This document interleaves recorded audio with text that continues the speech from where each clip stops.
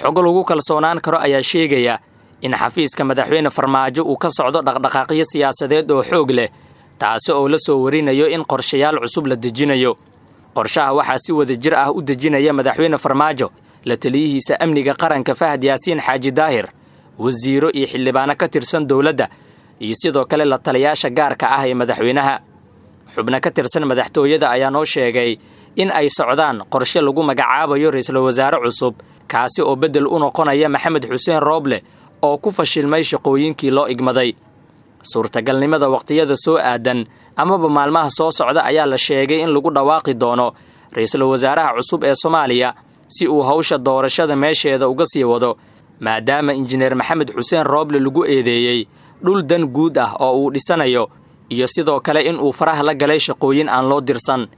eedda ugu weyn ee Maxamed Xuseen Rooble loo jeedinayo ayaa ah in uu ku fashilmay qabashada doorasho waqti kooban ku dhacda, laguna qanacsan yahay maadaama uu xafiiska joogo sanad iyo bilooyin. arrimaha kale ee loo beegsanayo Rooble waxaa ka mid ah in uu faraha la galay shaqooyinka madaxweynaha qaranka Maxamed Cabdullaahi Farmaajo, isaga oo ku doodaya kana codsanaya madaxda maamul goboleedyada iyo gudoomiyaha gobolka Banaadir in ay raali ka noqdaan in uu la wareego amniga qaranka, balse isku daygaasi ayaa laga hor istaagay.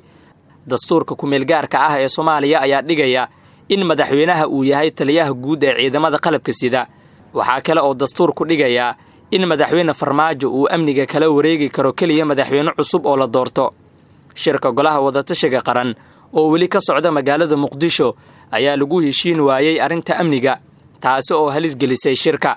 madaxweynaha Jamhuuriyadda Federaalka Soomaaliya Mudane Maxamed Cabdullaahi Farmaajo ayaa la tashiyadii u dambeeyay la yeelanaya dhinacyada ka agdhow si loo soo saaro digreetada magacaabidda ra'iisul wasaaraha cusub, iyadoo aan la ogeyn xaaladda dalka uu geli doono. sida la saadaalinayo, ra'iisul wasaaraha ayaa loo magacaabi doonaa mid ka mid ah shakhsiyaadka u dhow madaxweyne Farmaajo, waxaana suurtagal ah in Cali Maxamed Geedi loo magacaabo ra'iisul wasaaraha cusub ee Soomaaliya, inkastoo xaaladdu ay isbedeli karto.